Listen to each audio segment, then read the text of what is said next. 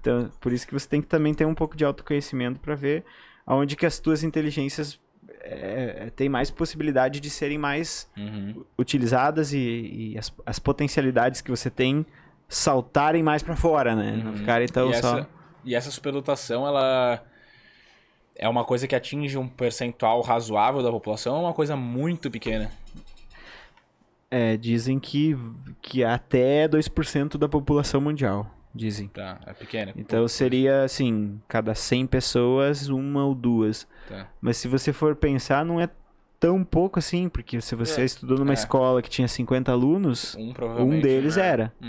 E aí isso é bastante coisa. Por exemplo, na faculdade, nas turmas são maiores, geralmente tinha um lá perdido.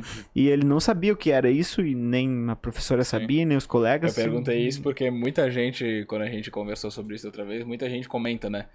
Me descreveu perfeitamente.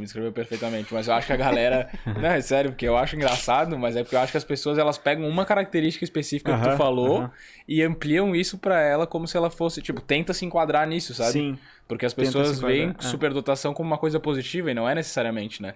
Eu acho que é positivo se você tá... Se você aprendeu, se você identificou isso, se você identificou isso na infância, nossa, é maravilhoso. Né? Muito bom, porque você vai ter uma facilidade incrível de aprender várias coisas, só que daí você vai ter que ter também... Vai ter que ter tido um ambiente social muito estável. Senão você vai aprender muito, mas também vai sofrer muito. Né? Vai ter muito trauma psicológico por coisas que outro indivíduo não ficaria traumatizado. Porque não sente tanto a emoção. Mas... O Camilo Mendes aqui perguntou qual que é a forma certa de se validar essa superdotação. Você pode fazer... De várias formas, né? Uma das formas é, por exemplo, você aplicar testagem mesmo, né? Tem os testes de inteligência, tem os testes psicométricos que medem características psicológicas de forma mensurável. Né? Aí os neuropsicólogos fazem esse diagnóstico, né? Fazem essas testagens e tal. Eu faço um diagnóstico mais de entrevista, porque eu atendo online, não tem como fazer testagens, né? Então eu só converso mesmo e vou pontuando traços, vou trazendo traços e vou tentando investigar se o indivíduo se encaixa naqueles traços.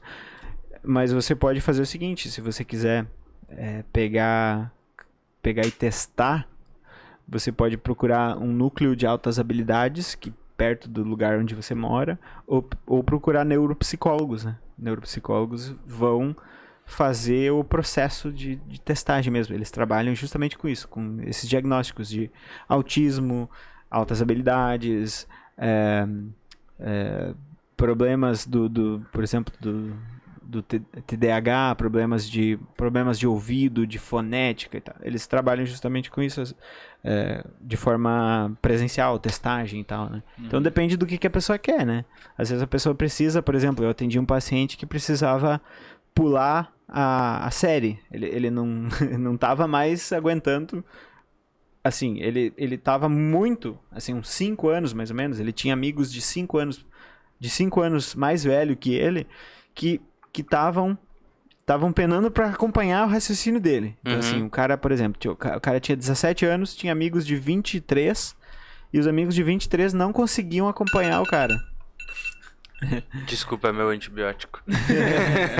E aí, ele precisava, obviamente, pular, porque os caras de 17, muito menos, se os caras de 23 não estavam acompanhando os papos dele e tal.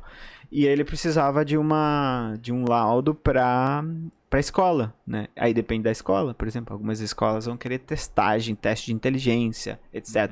Outras escolas vão aceitar um laudo mais clínico, né? Depende do que o cara quer. Pra que o cara quer esse atestado, né? Mas em geral, assim, as pessoas que têm de fato superdotação pela minha análise que eu faço ali, meu diagnóstico, em geral, eles não estão muito interessados assim na questão de provar que eles têm.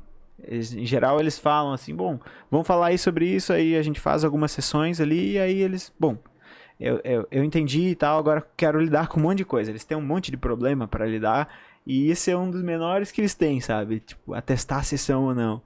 Porque eles se sentem diferente a vida inteira, eles se sentiram meio esquisitos a vida inteira, né? Se sentiram assim, meio à parte do mundo por muito tempo. Eles sentiam que todo mundo estava sempre numa frequência e eles noutra. Assim, cognitivamente, emocionalmente. Então eles não estão muito preocupados assim na parte de ter o carimbinho ali, né? Eles estão muito preocupados com a emocionalidade que eles têm, com os problemas que eles têm em se conectar com as pessoas, em socializar, com os problemas que eles têm, por exemplo, em não gastar assim, um dia deles em 50 atividades que eles amam, em vez de uma, né? Porque daí a sociedade não vai dizer, como você é interessante e bem-sucedido, vamos aqui te dar um cargo, porque você consegue fazer 30 coisas num dia que você ama. Ninguém quer isso, né? Então isso não é uma coisa que é valorizada socialmente, então eles têm problema de desempenho, de fato, né? De conseguir entregar resultado. Você vê o cara inteligente, gosta de um monte de coisa, mas, sabe, tá, e cadê o teu resultado dessa inteligência toda? Muitas vezes eles não têm, eles vão mal pra caramba na escola, na faculdade, né? Então, assim, depende, às vezes o cara consegue, às vezes não consegue utilizar isso, assim. Respondendo, Camilo, então, se tu tá preocupado com isso, meu amigo... Provavelmente não é. Se você chegou até aqui, se inscreve aqui no nosso canal, assiste esse vídeo aqui também que o YouTube tá recomendando pra você, que eu tenho certeza que você vai gostar.